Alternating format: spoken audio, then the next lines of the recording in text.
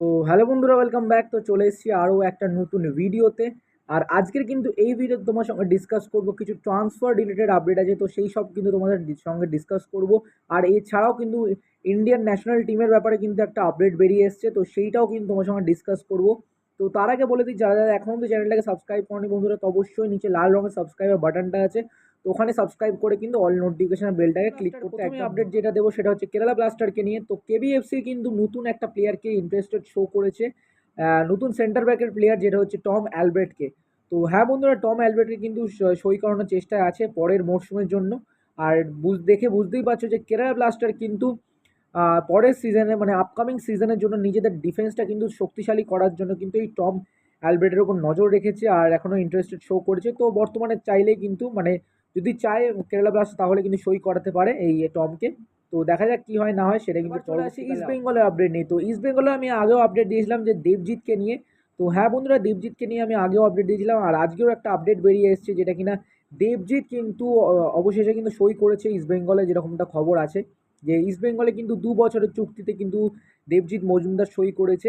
আর মানে কালকের মানে টিউসডে ছিল, তো টিউসডে কিন্তু কাল তার মেডিকেল টেস্ট ছিল, তো মেডিকেল টেস্ট পাস করার পর কিন্তু আমাদের ইস্ট বেঙ্গল ক্লাবে কিন্তু সে যোগদান করেছে, 2 বছরের কন্ট্রাক্ট সই করেছে আমাদের দেবজিৎ মজুমদার।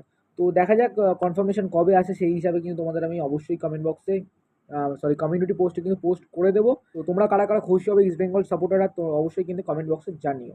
তো এর পরবর্তী আপডেট যেটা হচ্ছে মোহামেডান স্পোর্টিং ক্লাবকে নিয়ে। তো মোহামেডান স্পোর্টিং ক্লাব কিন্তু দুখানা প্লেয়ারকে রিটেন করেছে, যেই প্লেয়ারগুলো কিন্তু লোন ডিলে এসেছিল মানে মোহামেডান স্পোর্টিং ক্লাবে। তো প্রথম যে প্লেয়ারটা সেটা হচ্ছে লালরেম সাঙ্গা। তো লালরেম সাঙ্গার আমরা কিন্তু পারফরমেন্স বর্তমানে ভালোই জানি যে লালরেম সাঙ্গা কিন্তু মোহামেডান স্পোর্টিং ক্লাবের হয়ে কিন্তু একটা ভালো মরশুম কাটিয়েছে বললেই চলে। তো তাই জন্য কিন্তু মোহামেডান স্পোর্টিং ক্লাব কিন্তু এই প্লেয়ারটিকে কিন্তু লোন ডিল থেকে মানে লোন থেকে কিন্তু লোন ডিলে কিন্তু সই করিয়েছিল, মানে রাজস্থান ইউনাইটেড এফসি থেকে কিন্তু তোমার সই করেছিল এই লালরেম সাঙ্গাকে, আর আবারও কিন্তু রিটেন করলো এই প্লেয়ারটিকে। তো তোমরা কারা কারা খুশি হবে এই লালরেম সাঙ্গার কন্ট্রাক্টটা রিটেন করার জন্য, সেটা কিন্তু অবশ্যই কমেন্ট বক্সে জানিয়ে দাও। তো এর পরবর্তী আরেকটা প্লেয়ার যেটা হচ্ছে সেটা আমাদের সব বিকাশ। তো যেই বিকাশকে কিন্তু কেরালা ব্লাস্টারের থেকেও কিন্তু লোন ডিলে কিন্তু এনেছিল মোহামেডান স্পোর্টিং ক্লাব, তো সেই প্লেয়ারটিকেও কিন্তু আবারও একটা রিটেনশন দিয়ে দিল। মানে বুঝতে পারছো, লালরেম সাঙ্গা আর বিকাশ দুজনকেই কিন্তু 2025 অবধি কিন্তু কন্ট্রাক্ট এক্সটেনশন করানো হলো এই লোন নিলের প্লেয়ারগুলোকে। তো মডার্ন স্পোর্টস সাপোর্টাররা যারা যারা ভিডিওটা দেখছো, তো অবশ্যই শেয়ার করতে ভুলো না। আর তোমাদের এই আপডেটটা কীরকম লেগেছে সেটাও কিন্তু অবশ্যই কমেন্ট বক্সে জানিয়ে দিও, আর তোমাদের মতামতগুলো অবশ্যই শেয়ার করতে একদম ভুলো না। তো এবার চলে আসছি লাস্ট অ্যান্ড ফাইনাল আপডেট, যেটা হচ্ছে আমাদের ইন্ডিয়ান ন্যাশনাল টিমকে নিয়ে। তো তোমরা যেরকমটা জানো যে আপাতত বর্তমানে দাঁড়িয়ে কিন্তু আইএসএল চলছে, আইএসএল এর পরই কিন্তু আমাদের আছে আমাদের জুন মাসে কিন্তু আমাদের ওয়ার্ল্ড কাপ কোয়ালিফায়ারের রাউন্ডগুলো আছে, 2টো ম্যাচ বাকি, একটা হচ্ছে কুয়েত, একটা হচ্ছে কাতার।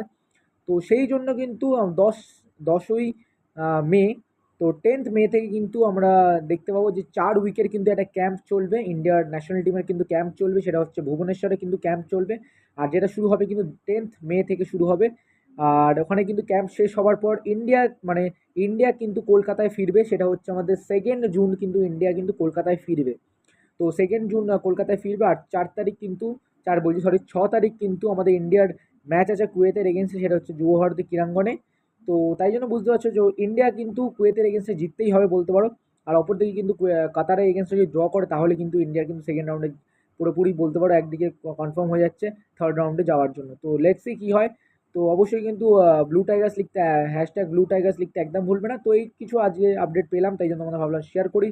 তো আই হোপ বন্ধুরা আপডেটগুলো তোমাদের ভালো লেগেছে বন্ধুরা। তো অবশ্যই যদি ভালো লেগে থাকে অবশ্যই like and share and subscribe করতে একদম ভুলো না। তো চলো টাটা।